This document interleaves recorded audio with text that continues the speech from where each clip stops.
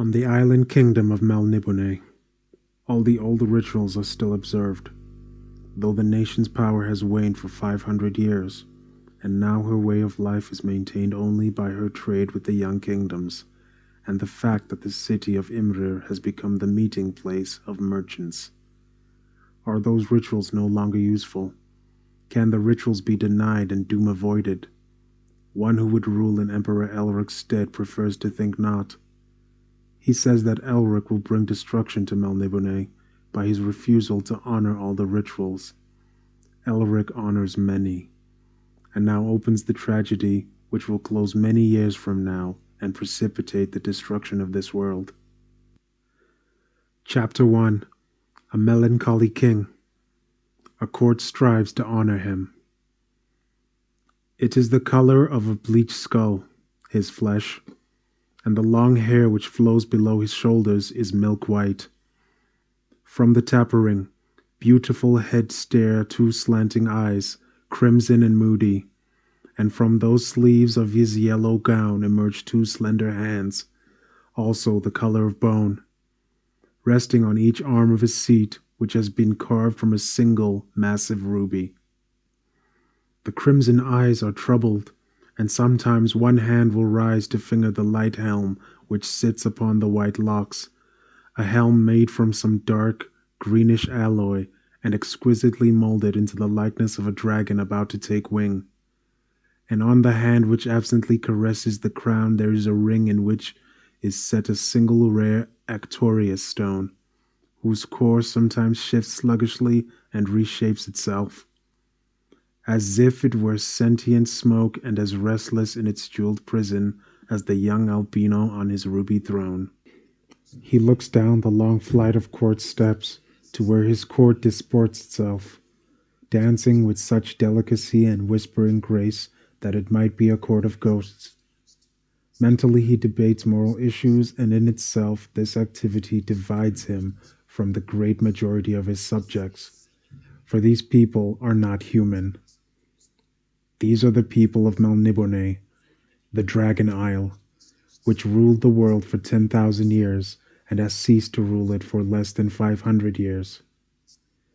And they are cruel and clever, and to them morality means little more than a proper respect for the traditions of 100 centuries.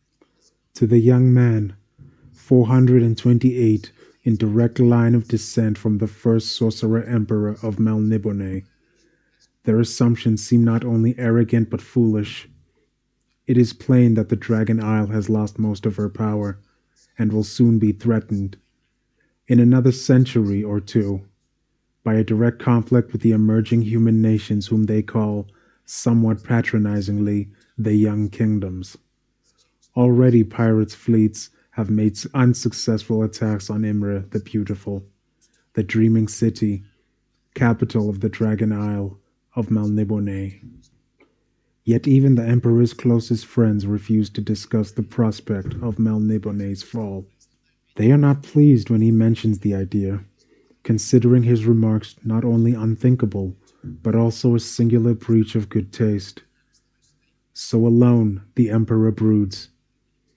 He mourns that his father, Sadric the 86, did not sire more children, for then a more suitable monarch might have been available to take his place on the ruby throne. Sadric has been dead a year, whispering a glad welcome to that which came to claim his soul. Through most of his life, Sadric had never known another woman than his wife, for the Empress had died bringing her soul-thin, blooded issue into the world. But with Melnibonean emotions, oddly different from those of the human newcomers, Sadric had loved his wife and had been unable to find pleasure in any other company, even that of the son who had killed her and who was all that was left of her. By magic potions and the chanting of runes, by rare herbs had her son been nurtured, his strength sustained artificially by every art known to the sorcerer kings of Melnibone. And he had lived, still lives, thanks to sorcery alone, for he is naturally lassitudinous, and without his drugs would barely be able to raise his hand from his side through most of a normal A normal day. If the young emperor has found any advantage in his lifelong weakness, it must be in that. Perforce, he has read much. Before he was 15, he had read every book in his father's library, some more than once. His sorcerous powers, learned initially from Sadric, are now greater than any possessed by his ancestors for many a generation. His knowledge of the world beyond the shores of Melnibone is profound, though he has yet had little direct experience of it. If he wishes, he could resurrect the Dragon Isle's former might and rule both his own land and the young kingdoms as an invulnerable tyrant. But his reading has also taught him to question the uses to which power is put, to question his motives, to question whether his own power should be used at all, in any cause.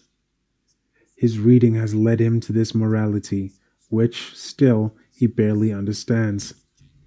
Thus, to his subject he is an enigma, and to some he is a threat, for he neither thinks nor acts in accordance with their conception of how a true Melnibonean, and a Melnibonean emperor at that, should think and act.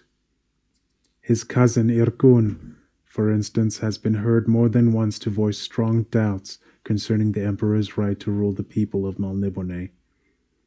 "This feeble scholar will bring doom to us all," he said one night to Divim Tar, lord of the Dragon Caves.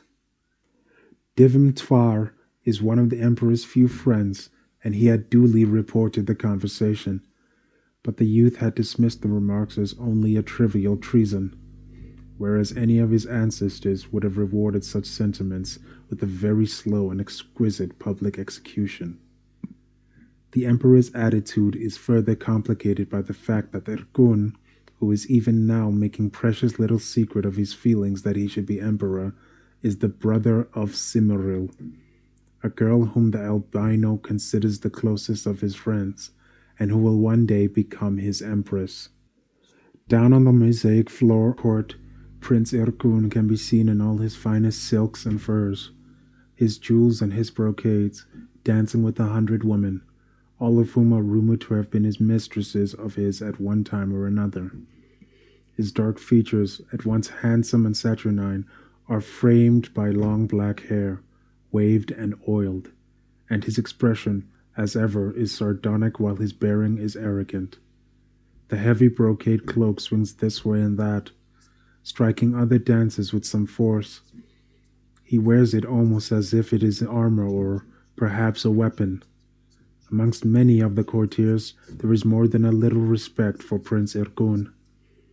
Few resent his arrogance, and those who do keep silent, for Ergun is known to be a considerable sorcerer himself.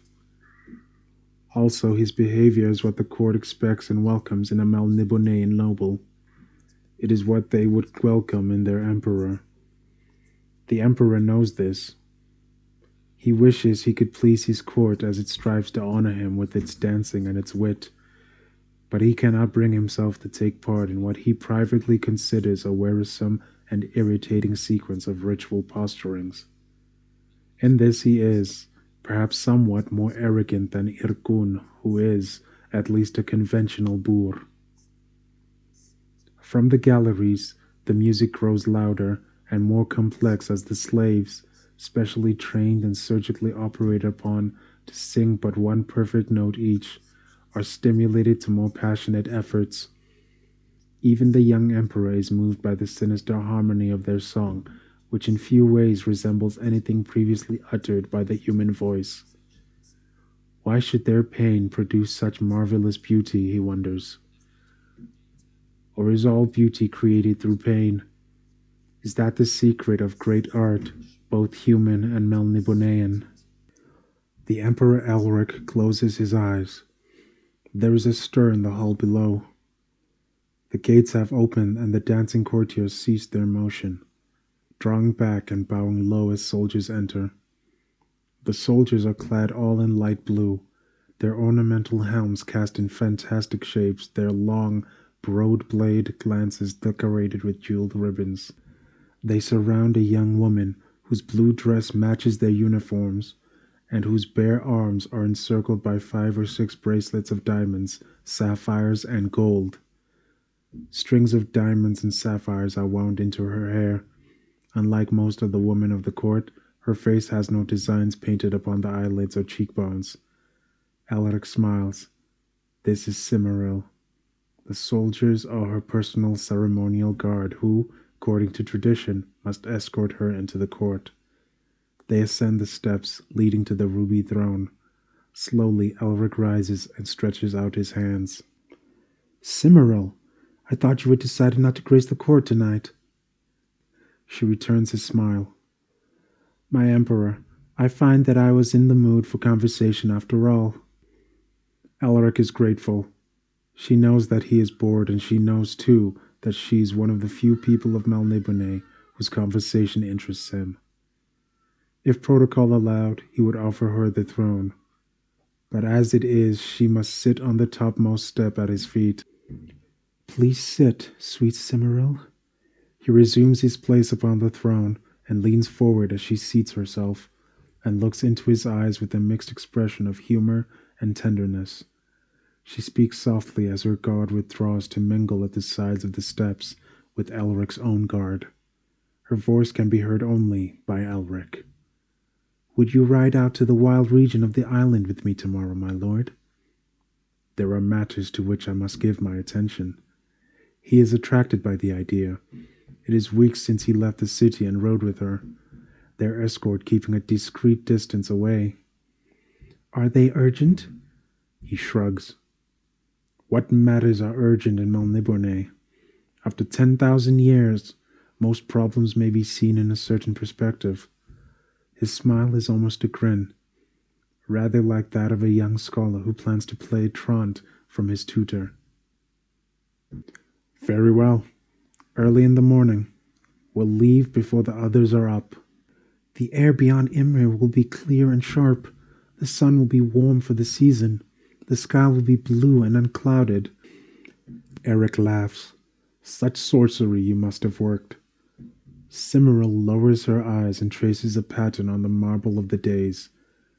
Well, perhaps a little. I am not without friends among the weakest of the elementals. Elric stretches down to touch her fine, fair hair. Does Irgun know? No. Prince Irgun has forbidden his sister to meddle in magical matters. Prince Irgun's friends are only among the darker of the supernatural beings, and he knows that they are dangerous to deal with. Thus he assumes that all sorcerers' dealings bear a similar element of danger. Besides this, he hates to think that others possess the power that he possesses. Perhaps this is what in Elric he hates most of all. Let us hope that all Melnibone needs fine weather for tomorrow, says Elric. Cimmeril stares curiously at him. She is still a Melnibonean.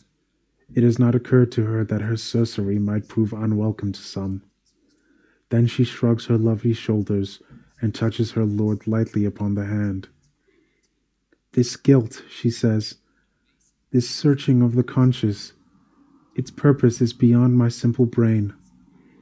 And mine, I must admit, seems to have no practical function. Yet more than one of our ancestors predicted a change in the nature of our earth, a spiritual as well as a physical change.